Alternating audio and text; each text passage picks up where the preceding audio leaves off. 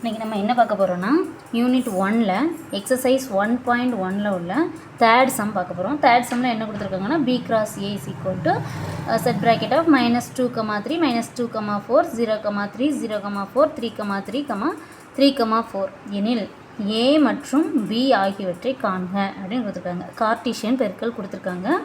இப்போ கொடுத்துருக்கதை எடுத்து எழுதிக்கிடுவோம். b cross a is equal to set bracket of -2, 3 -2, 4 0, 3 0, 4 3, 3,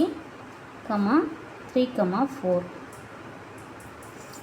இப்போ என்ன கேட்டிருக்காங்கன்னா a மற்றும் bயை காண்க அப்படின்னு கொடுத்துருக்காங்க.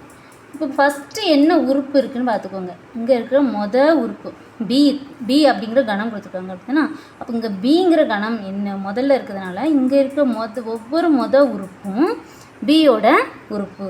சரியா? அப்போ ஃபஸ்ட்டு b எடுத்து எழுதிக்கிடுவோமா? இங்கே b இருக்கிறதுனால முதல்ல b எடுத்து எழுதிக்கிடுவோம். இப்போ இங்கே உள்ள உறுப்பு எல்லாம் எந்த கணத்தில் உள்ளது? பிங்கிற கணத்தில் உள்ளது. இங்கே b முதல்ல இருக்கிறதுனால இங்கே உள்ள உறுப்பை எல்லாத்தையும் எடுத்து எழுதணும்.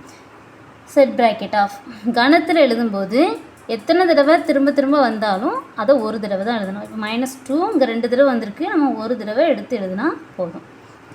அடுத்தல என்னது உறுப்பு வந்திருக்கு? 0 2 தடவை வந்திருக்கு, ஒரு தடவை எடுத்து எழுதுவோம். அடுத்தல 3 அப்படிங்கிறது இடத்துல இருக்குது, அப்போ 3 2 தடவை வந்திருக்கு, ஒரு தடவை எடுத்து எழுதுவோம். இது எதோட உறுப்புகள்? பிங்கிற உறுப்பை கண்டுபிடிச்சாச்சு.